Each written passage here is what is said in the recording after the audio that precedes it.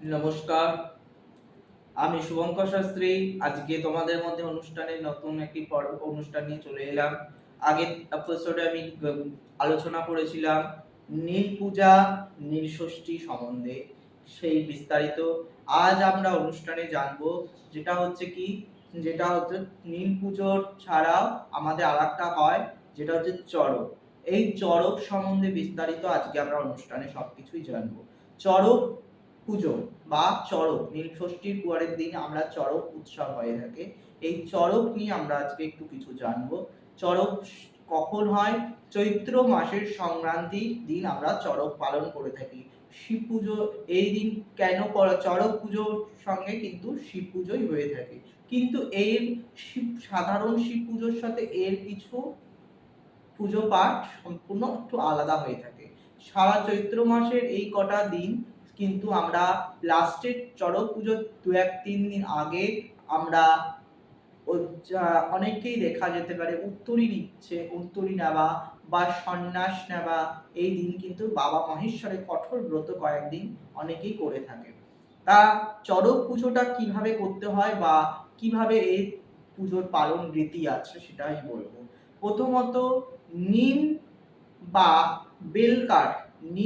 বেলকাঠ, দিয়ে প্রথমত এই চড়ক পুজোর আগের দিন নীলের মূর্তি তৈরি করতে হয়। চড়ক পুজোর আগের দিন নীলের মূর্তি তৈরি করতে হয়। নীলের মূর্তি কি? নীল পুজোর যে মূর্তি, সেটার কিছু ব্যাখ্যা আছে কিভাবে হয়। ডাইরেক্ট আমরা শিবলিঙ্গে যে মূর্তি দেখি ঠিক সেরকম হয় না। নীল পুজোর ক্ষেত্রে এর কিছু বিস্তারিত ব্যাখ্যা আছে, যে নিম বা বেলকাঠ দিয়ে এর বিগ্রহ হতে হবে। বিগ্রহটি দেখতে কেমন হবে? আমরা ভগবান শিবকে যেমন শোয়া অবস্থায় এই বসে থাকে অবস্থা দেখছি, বা ষাঁড়ের পিঠে অবস্থান করছে দেখছি, বা গিরিরাজ উনি পাহাড়ের মধ্যে অবস্থান করছে দেখছি, এটা তার উল্টো হবে। কেমন? শিব যেমন, ভগবান বিষ্ণু যেমন আমরা দেখি অনন্ত নাগের শয্যায় যেমন শুয়ে থাকে, ঠিক শিবকেও ঠিক এইভাবেই মৃত্যুটা অর্পণ করতে হবে। তাকে শোয়ানো অবস্থায়, তাকে কিন্তু দাঁড় করানো অবস্থায় কিন্তু এই মূর্তি হবে না।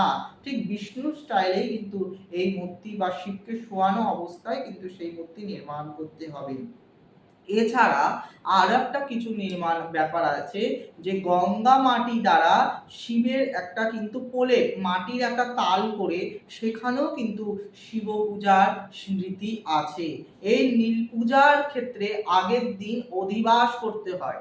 নীল পুজো যারা করে তাদের আগের দিন এই মূর্তি তৈরি নিয়ে এসে মণ্ডপে বা যেখানে নীল পুজো হবে সেই জায়গাটাকে শুদ্ধ করে সেখানে আলপনা দিয়ে সেই নীলের মূর্তিকে স্থাপন করতে হয়।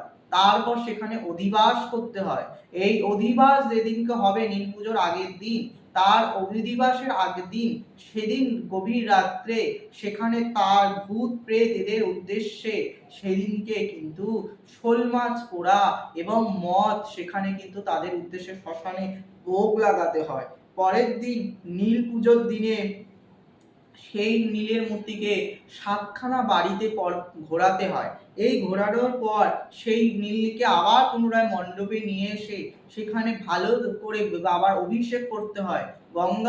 শুদ্ধ গঙ্গা জল বাবার মাথায় ঢেলে শুদ্ধ বস্ত্র দ্বারা তার গা মুছিয়ে, লাল বস্ত্র, এইগুলোকে বলতে হবে, একটা লাল শালু দ্বারা বাবার গাটা মানে সেই নীলের মূর্তিকে পরিয়ে দিতে হয়।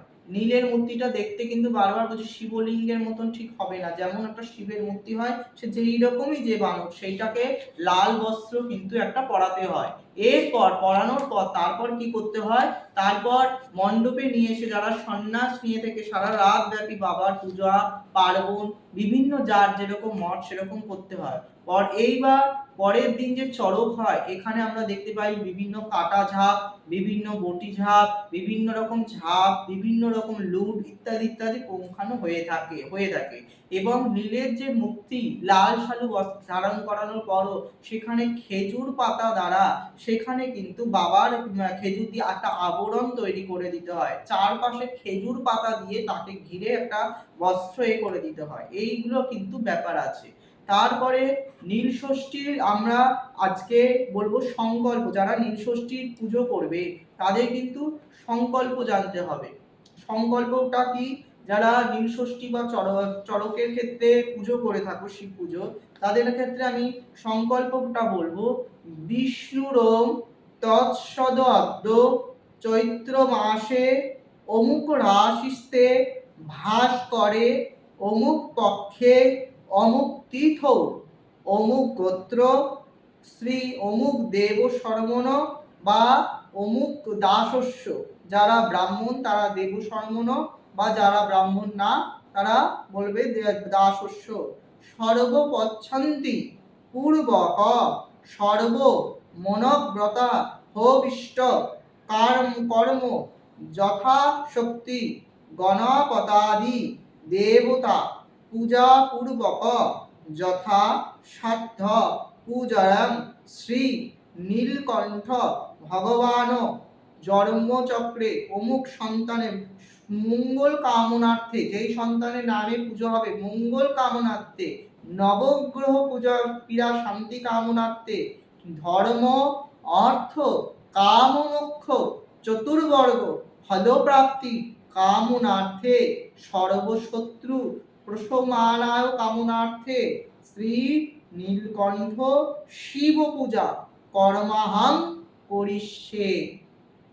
অপরের জন্য হলে করিষ্যামি। এই নীল পুজোর মন্ত্র। নীল পুজোর দিন আমরা সারা বছর ধূত্র, আকন্দ, ভাটফুল, নীলফুল সমস্ত কিছু, কিন্তু এই নীল পূজার দিন অবশ্যই কিন্তু নীল ফুল কিন্তু দরকার, নীলকণ্ঠ ফুলের কিন্তু বিশেষ করে দরকার। সংকল্প করতে হবে এই অপরাজিতা ফুল এই দ্বারা। এবং এই দিন কিন্তু আর একটারও বক্তব্য আছে।